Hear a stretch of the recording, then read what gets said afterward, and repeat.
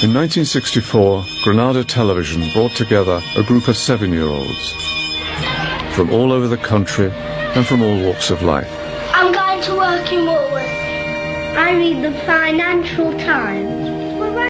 They talked about their dreams, their ambitions, and their fears for the future. Everything flew up in the air. It all landed on my head.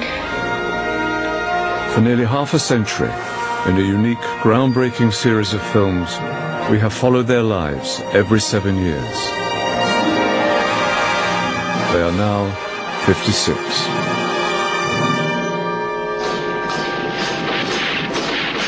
Lynn, Sue and Jackie grew up in London's East End and were friends at school. With this school, we do metalwork and woodwork, and the boys do cookery. All you girls want to do is walk out, get married, have babies and push a pram down the street with a fag hanging outside your mouth. I think that we all could have gone in any way that we wanted to at the time within our capabilities. But we only had a limited choice anyway. I mean, truth be told, I mean, we didn't have the choice of private education because they couldn't have afforded it anyway. Our lives are changing far too much. All of us. Well, to be honest, when you look at the 7-year-old us, it's difficult to believe it is us. I've got to say it, girls. I wanted to work in wars. I'm glad you said that because everyone thinks it was me. I would like to get married when I grow up. Well, I don't know what sort of boy, but I think one that that's not got a lot of money, but has got some money, not a lot. Have you got any boyfriends?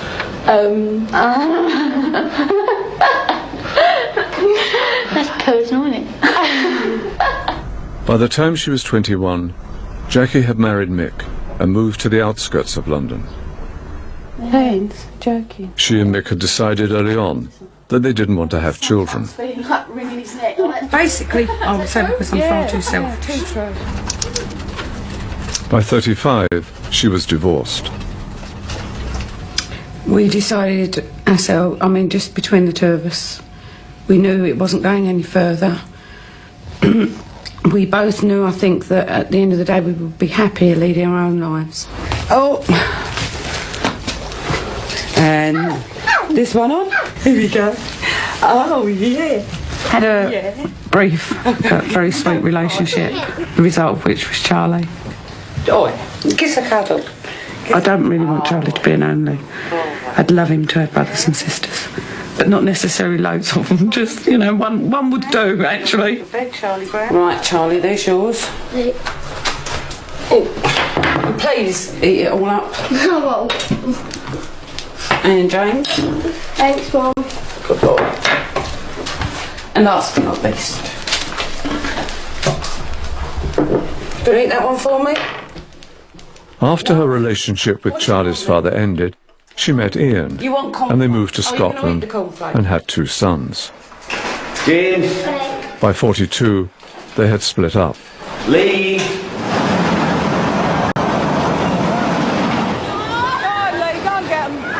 At 49, despite the split, the family were living in the same area of Scotland. 7 years later, they are still there. So tell me, who lives where? Lee will be here until October. James is here until he moves in with his girlfriend, which I'm hoping won't be too long. Charlie's actually already moved out because of his dad, or their dad I should say, because Ian's been diagnosed with cancer and it's stage 4, so it's quite advanced. Yeah. Oh, yeah, he likes his grill, you know what he's like. He's got... The strange part about this is his mother's also got cancer as well. Your grandmother? Their grandmother. So come on, swans. She's brilliant. If I could have chosen a mother-in-law, she was the one I would have chosen. She's great for me. She's absolutely brilliant with the children. And she's just always there when I need her to be. She's terminal.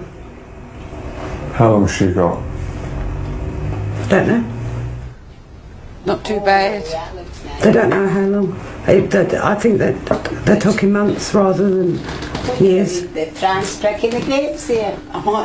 to have mother and son suffering the same sort of thing is very difficult.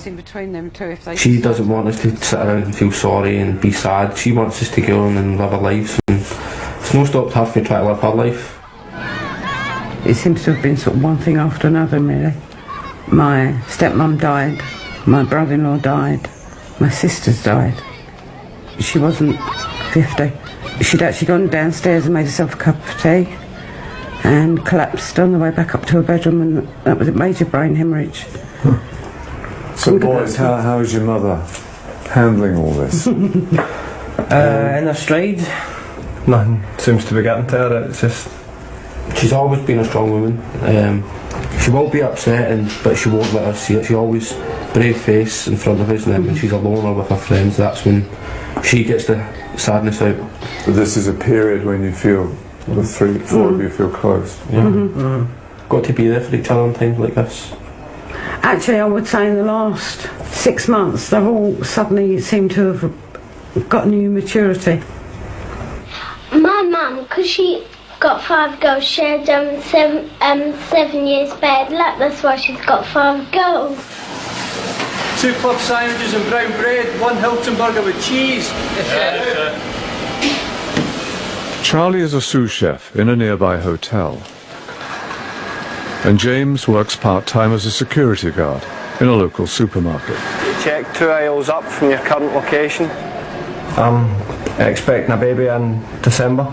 Still young, obviously, so it's a bit a shock, but I am excited about it. How old are you now? 19, coming on 20.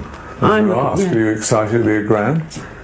Don't know about She that. doesn't like being called Granny. No, I will be gran, not granny. Thank you. Not nappy Phil now, please, madam. Oh, look at the face. Well, since you were here recently, we've had a new addition to the family. Her name is Mia. Mia was born on the 21st of November, and unfortunately on the 18th of November, her granddad, Ian, the boy's dad, was severely injured in a road traffic accident. He subsequently died of those injuries. Unfortunately, he never regained consciousness, so he never even met her. But he took a photo of her in his coffin. And I dare say he's looking down saying, ha, I got away with it. I've not got all those nights. I'm due to go into the army on the 17th of October, where I'll learn to become a medic. I mean, I can't stop him now. He's 18, he can do what he likes. He can sign on without my approval. But it's a chance he takes, and he knows that there's a possibility that he won't come home.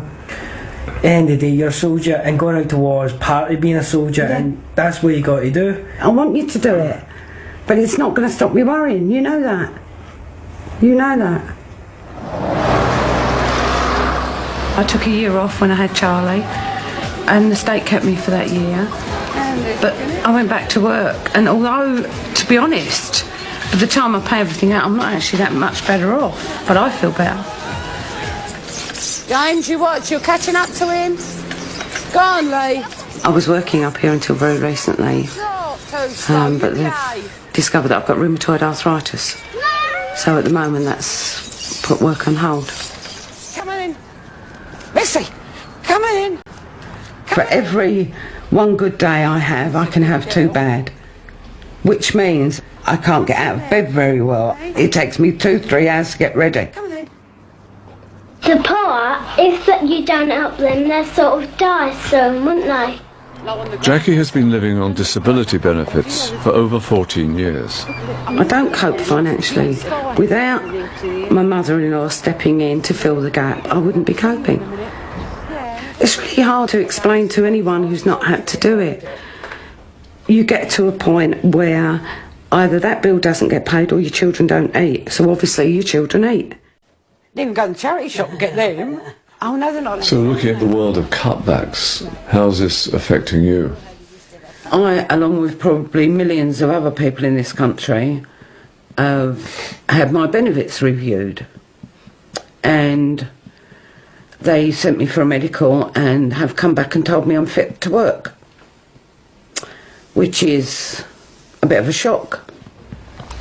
What job can I do? I can't use my hands. I can't sit for long. I can't stand for long. I can't walk very far.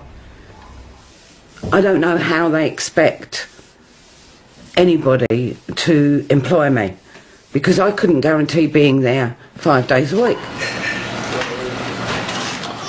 I mean, I'm lucky in as much as I've got 3 sons all working, whilst James here's got Mia and a family of his own. Charlie and Lee don't, so they help me out, and they have to. By all means, cut the benefits. But you've got people out there that are healthy and are milking this system, and they're not touching them. They're getting away with it. If David Cameron can find me a job, then I'll go to work. If he can find an employer, you tell him to come and get me a job, and I'll do it. Well, I know he is her, and he loves her. I don't. I love him. I'd like to be able to have a happy family. I mean, I know that's not possible to be happy all the time, but as much of the time that was possible. Well, what about your own life? What about relationships for you? I would like a relationship. I mean, I've been trying for the last 5 years to build up a social life of my own, because I knew that this time would come. I've been using the internet, which is interesting, to say the least. Is it scary? I mean, some people have obviously had bad experiences with it. Yes. Well, there was a chap that we filmed. Yes. When we were looking at you and Liz, what happened to him? He decided he needed space, so I gave him that space. So that was a bit of a disaster. But that's the way of relationships. Sometimes they work, sometimes they don't. What are you looking for in a fellow? Pulse would be nice.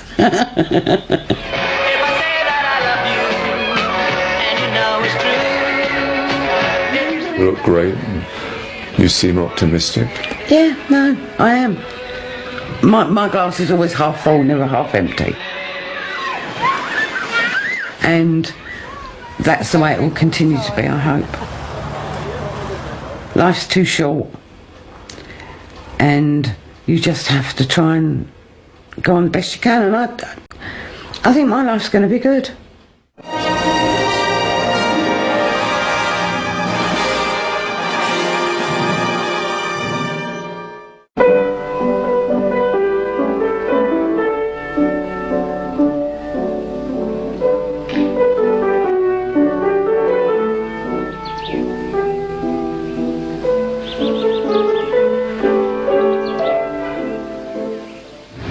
What sort of things do you do? Ride, swim, play tennis, ping pong. I might play croquet. Something like that. I don't think my father wants me to be a farmer. My youngest brother, the deaf one, if he can't do anything else, he can probably run a farm. I thought that you and I were both in the film as being rural, in the sense that your family had some big connections to sort of rural Scotland, I thought. And I think also when we were 21, I seem to remember having to go to some reunion or something somewhere, and I remember you just stuck out as being the one person that I had more in common with and spoke to the most. Oh, well, I played with the same 4 girls. We'd been emailing each other since 40-something. Yes. It was one night, it was just, I think it was quite late, and I just threw a line at Nick before I said, I'm going to bed now. I said, perhaps you and I ought to do a double act on the sofa. And I went to bed. I'm not sure. I mean... and you wrote back some funny message and I picked up the next morning. Well, no wonder I would, wouldn't I? When I leave the school, I'm down for Heathfield and Southaven Manor. And then maybe I may want to go to a university, but I don't know which one yet. My home life wasn't very easy then. I'd been sent off to boarding school when I was quite young. my parents' marriage was breaking up, and like a lot of children, I think you feel that you take the blame for why they've broken up. That's just the way it was, and I hated the 2 years I was away at this first boarding school, and I think that was probably what changed me. Well, I hated boarding school too, with a passion. I was forced to grow, I didn't choose it. I definitely got some messages that said, you're going to be in trouble if you don't do well, and so on. But you don't regret it, and you wouldn't be where you are now. You wouldn't have the life you have now. Hey, I'm grateful for it, but it was very uncomfortable. I was never one to push myself forward. And nobody else was pushing. And no one else pushed me. I left school when I was 16, went to Paris, went to secretarial college and got a job. What made you decide to leave school and go to Paris? I just wasn't interested in school and just wanted to get away. If you'd had no choice but to get out there and support yourself, the chances would have been greater that you would have forced yourself to do it. Yeah, that's possibly true, but at the age of 11, 12, 13, are you really aware of that? Now that's a very telling question. In my world, you betcha. When I grow up, I'd like to find out all about the moon and all that. And I said I was interested in physics and chemistry. Well, I'm not going to do that here. At 14, Nick was away at boarding school. At 21, reading physics at Oxford. His road to Oxford started in a one-room village school. My father was here, a long time ago. He must be somewhere on these pictures. I remember distinctly coming here one day, and I'd missed a day for some reason, and they'd been talking about something to do with aeroplanes. And the teacher said, we missed you because you would have known about aeroplanes. I knew nothing about aeroplanes, but I thought, oh, I know about aeroplanes, do I? So then I went off and read about aeroplanes, so that could easily have been the start of I want to go to moon. And, I think she planted that idea in me. Do you have a girlfriend? I don't want to answer that. I don't answer those kind of questions. I thought that one would come up because when I was doing the other one, somebody said, what do you think about girls? And I said, I don't answer questions like that. Is that the reason you're asking it?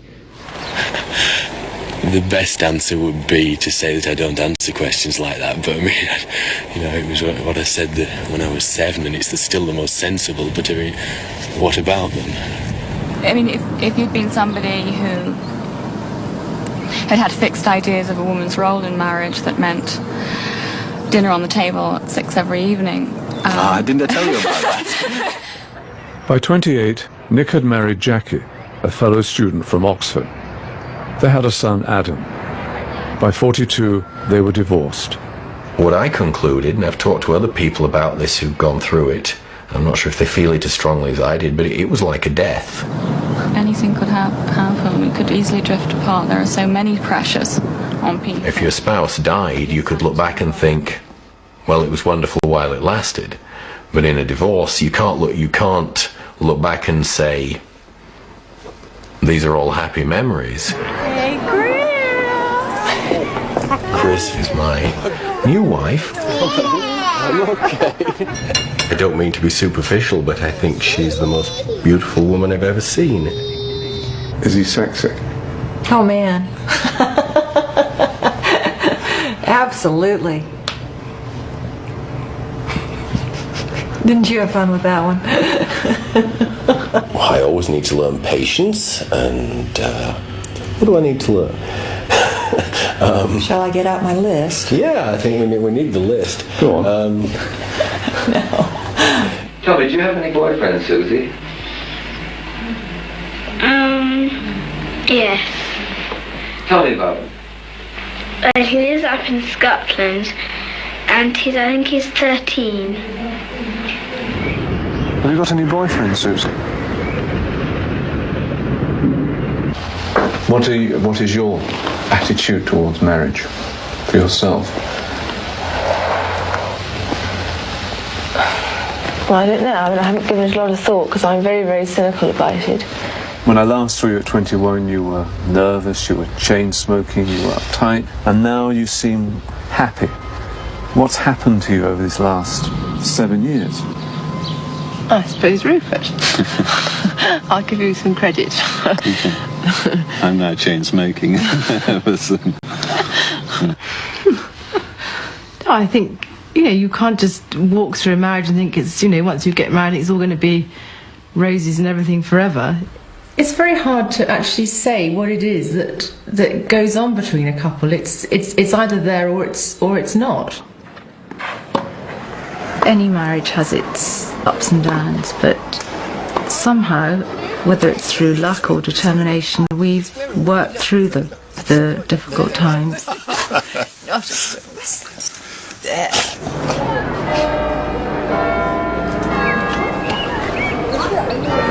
One of my favourite places in Oxford, Merton Chapel. Here's this lovely top part of the cross, and there was going to be the main part of the cross, and this is one of the places in England that just is tremendously important to me. After I left the Dales, this was where I spent the next 6 years, and then I went to America. Look at this, isn't this beautiful? This is Mob Quad.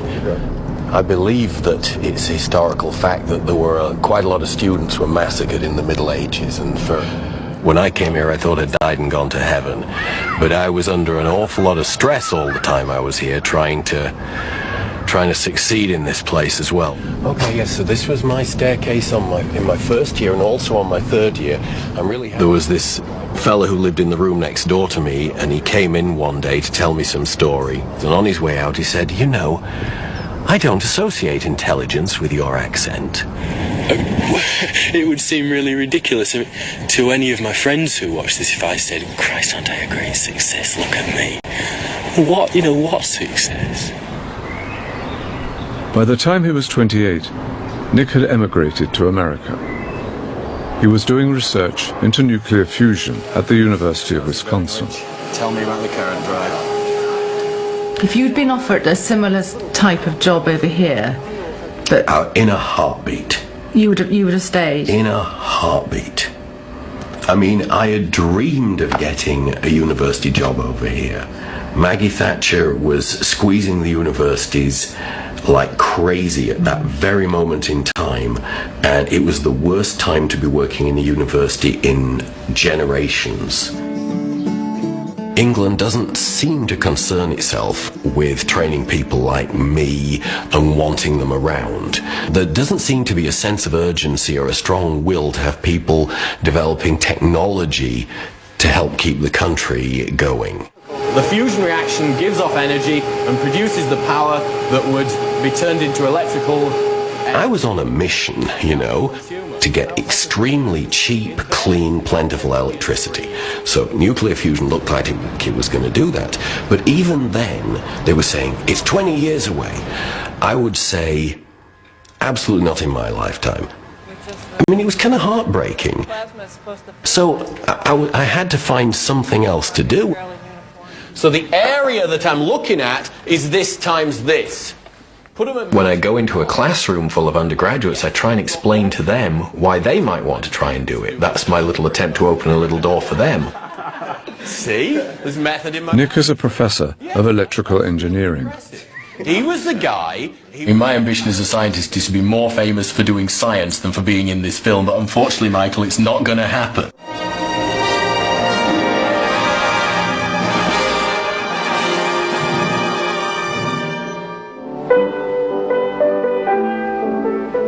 When I get married, I'd like to have 2 children. I'm not very children-minded at the moment. I don't know if I ever will be. What do you think about them? Oh, I don't like babies.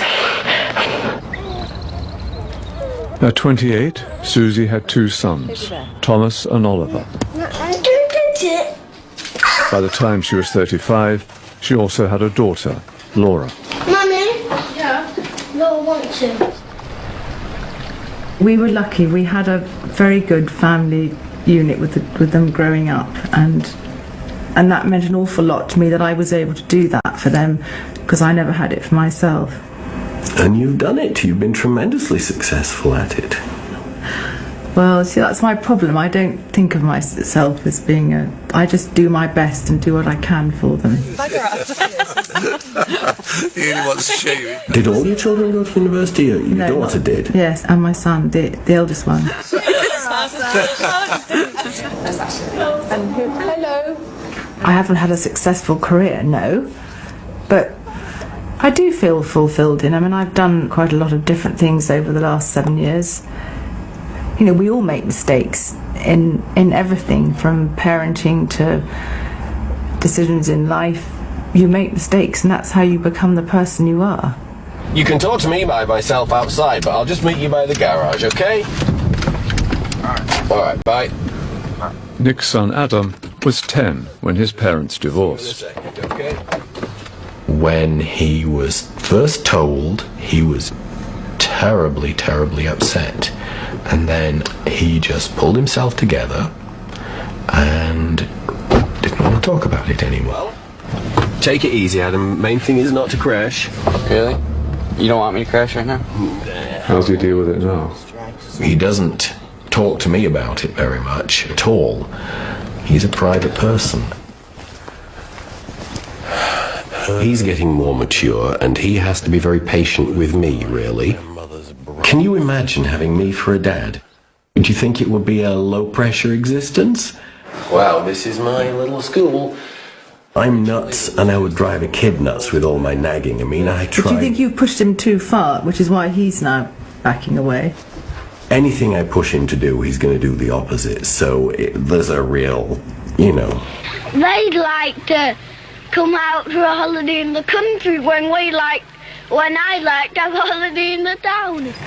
It's a fixed reference point in a sense, the sort of earthy life and death cycle that you get living on a farm. So when something dies, it rots and feeds back into the earth. He has a density to him. One of the first things he said to me is, "My feet are in the mud." The whole idea of being deep in the mud and very attached to a foundation makes good sense to me. Nick has 2 younger brothers, Andrew and Christopher. Well, I come up most weekends, and then Chris gets up usually in midweek, so he helps with shopping and stuff like that, and does things around. We don't get over to England very often, and so you can count on one hand how many times you're going to see your family before somebody dies. And that's getting more and more pressing every time we come. You know, it's so... Yeah, this is tricky. How are they doing? Not well. They're very old. Yeah, I don't really want to elaborate on that, and you know. But it's full of emotion, all this. It's all the stuff that we repress as hard as we can, isn't it? But yeah, it really is.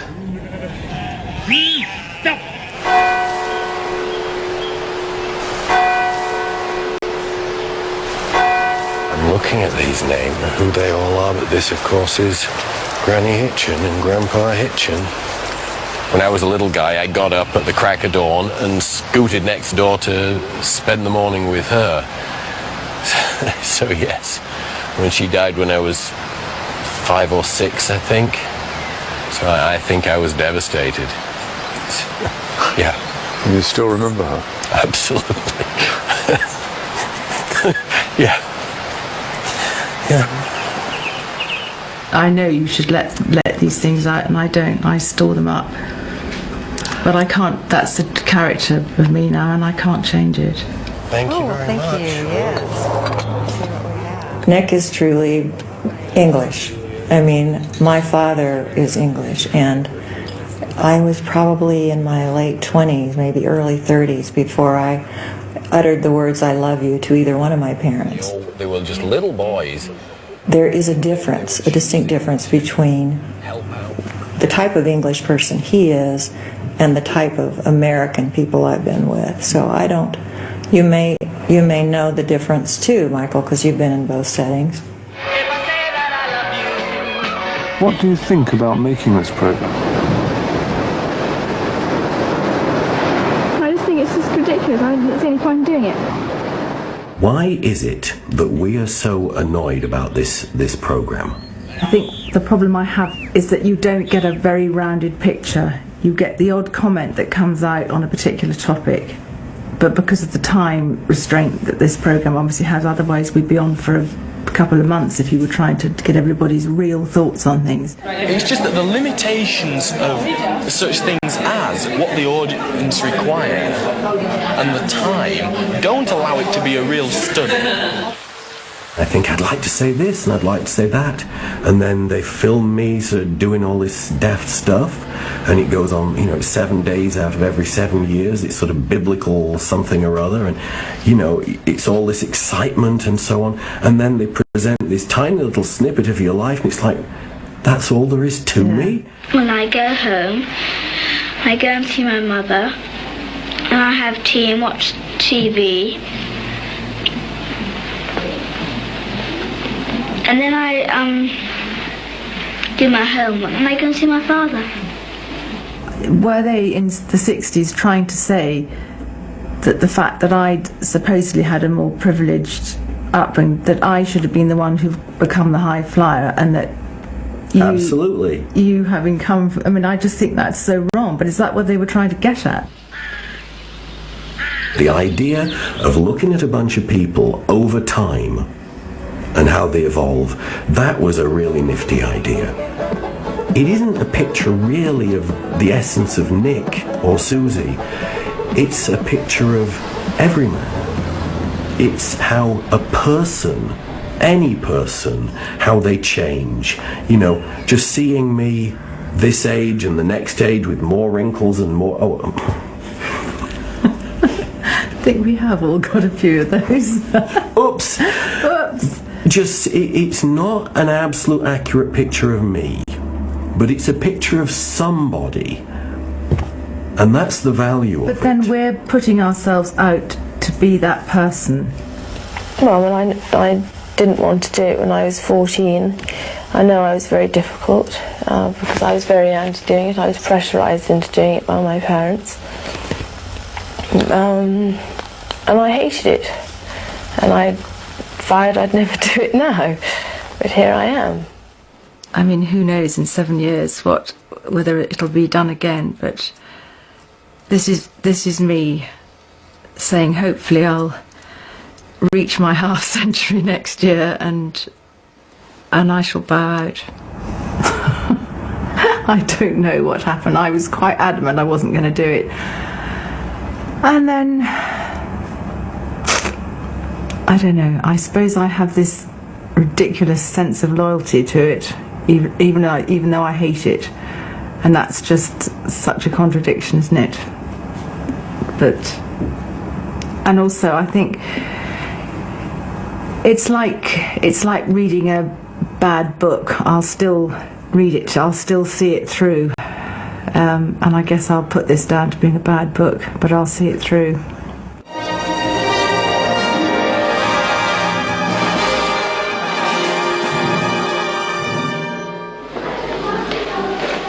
Simon was brought up in a children's home, the only child of a single parent. They say, where's your father then? When your mum's out at work, they tell your father. And I just tell them I ain't got one. See, I can get on well with my mother sometimes. We talk very well with each other, but it's sometimes not quite as mother and son, sort of more like friends. When he was 35, Simon's mother died of cancer. There were so many things I never actually said to my mum, that just things that you think about afterwards. It's too late because they're not there anymore. What sort of thing? Just I love you every day, When I was born, an illegitimate child, that's something that's only whispered about. People, feel strongly about it in those days, but nowadays it's not a serious matter. The serious point is whether you stay with somebody or you leave them. Since 21, I've got married, had a couple of kids. And, By 28, he had married Yvonne, and they had 5 children. They've got everything then. They've even got what I never had. So, which is what? A father, isn't it? So, I mean, they've had everything. By 35, they were divorced. At one stage, they all stopped seeing me at all. But now, a bit older, a bit wiser, and I'm a bit older and wiser, and now 3 of them see me. At 42, he married Vianetta. We used to go out when we were younger. We met in the laundrette. Once a week. Once a week in the laundrette. Vianetta already had a daughter, Miriam, and she and Simon had a son, Daniel. Is there anything of you in him? Dashing good looks, yeah. That's me. And his love of sport as well. Well, today's Daniel's big day. He's now 18 and he's a young man, he says. And he's done very well with his schooling and everything. The beginning of the week, I received an email saying that I got onto my apprenticeship with Procter & Gamble, which I'm very excited about. And I start that in the next couple of weeks. What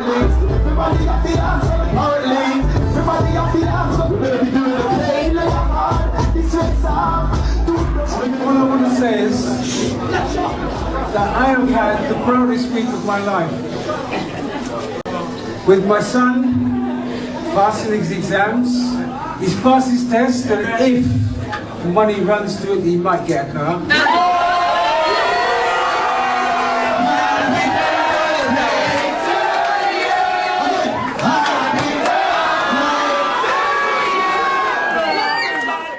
But here, people are undecided about you. They could be your friend one day and not the next. Obviously, when children come into foster care, family and friends are involved as well, and we have to ensure that the children are kept safe and secure. By 49, Simon and Vianetta had decided to train as foster parents. Went to boarding school when I was young, and I always felt that was regimental. They didn't allow for personal care, for loving from the adult carers. So I wanted to do something like that for myself, in my own home. And we always say to foster carers, please do not cut the children's hair without the permission of the parents. So what's the toughest thing about being a foster parent? You're taking a chance when you do it, because you really don't know what you're getting. It's something that all children want. It's to be loved. It's to be wanted. So if you can give that to them, then everything else is second. You never look different. You know why Uncle Sam looks younger? Because he's so laid back. Some of them come back, they ring you up and say, hello auntie, hello uncle, and how are you? They come and have Sunday dinner, come and visit us, which is good. I once tried to count, and I got up to 65 and I stopped. Because if you know they're going to get 50p for an empty can of Coke, obviously she's like a mother to me. She's always been there. There was a time where I felt like I want to give up in everything, and she kept saying to me, like, you have to keep on going, like, you have to keep on trying. Oh, I get emotional. Sorry. When I came through the airport and that, like, my family wasn't at the airport to collect me and that, so I just had to stay somewhere for like a temporary base. I was here for about, I think, 5 to 6 years. I couldn't ask anything better, to be honest. Yeah, they were really nice, very nice. Oh, that's good. Were you looked after at some point? My real mother died at birth, and my dad remarried, and my mother is the person who made me the person I am today, because she was always helping other young people. And she used to always say to us, don't be jealous, because you've got my love, but they've got no one to love them. As well as fostering, Vianetta also works for an organisation that takes homeless young people off the streets. You've got AQA courses, I think. Yeah. And what happens to the fostering children when you're here 4 days? Simon and I balance them together. We juggle. Simon sometimes works late and then I rush home. He'll do the school run in the morning, I'll do the school run in the afternoon. But my job's very flexible.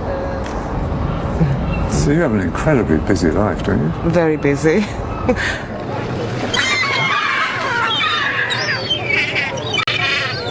We started to feel that we were getting sort of tense and tight, you know, and that normally means you need a holiday because we found ourselves doing too much. So at some stage you've got to chill out. Simon took the family to Portugal. Oh, look at this. So that's nice. That's quite... What do you think? That's blinging. That's really nice. So Jess is your first marriage and Minnie's your child by your marriage. And the relationship's strong? They know each other from being young. They did things together, went out together. So they're not like strangers. Before I'm old enough to get to stop, I just walk around and see what I can find. Was going to be a film star, but now I'm going to be an electrical engineer, just more to reality, really. By 21, Simon was working in the freezer room of Wall Sausages in London. I know I can't stay at Walls forever. I mean, it's just not me. I couldn't stay there for that long. My mind would go dead. And you never feel you should be doing better jobs than these? Aren't you worth more than this? No, I haven't really. I suppose I just like hard work. I don't know. The factory closed down. Since then, he has worked near Heathrow Airport, handling freight. If I'd pushed myself at school, probably I could have done a lot better. Does that give you pause for thought? No, that means I was a lazy sod when I was younger.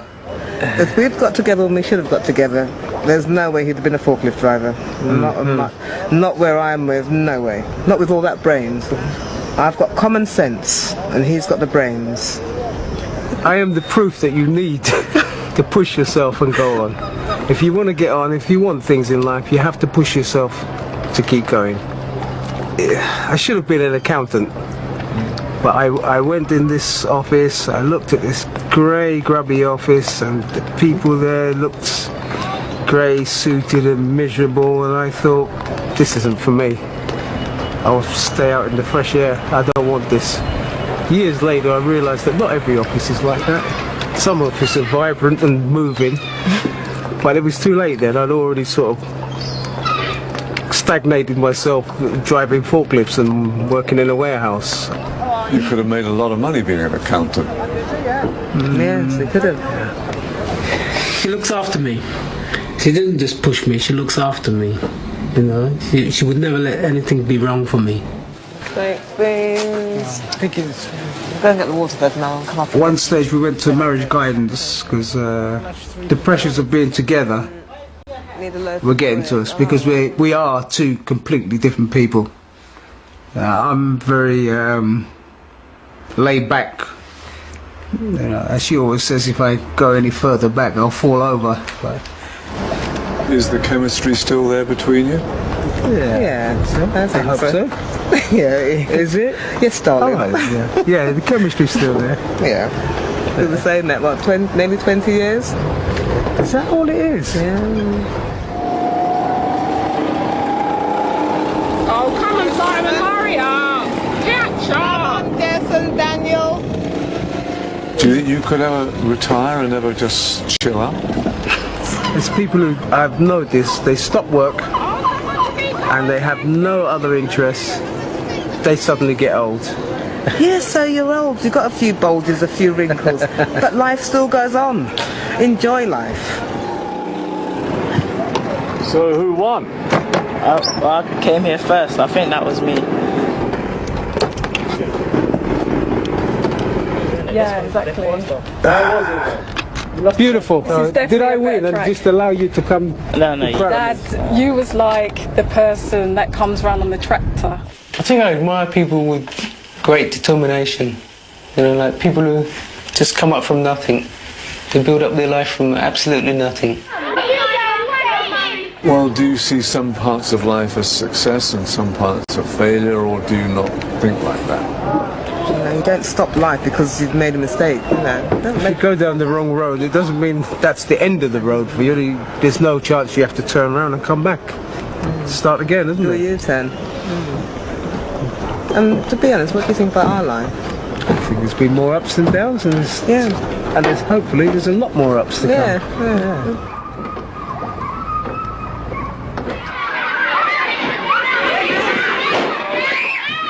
And what about the other children?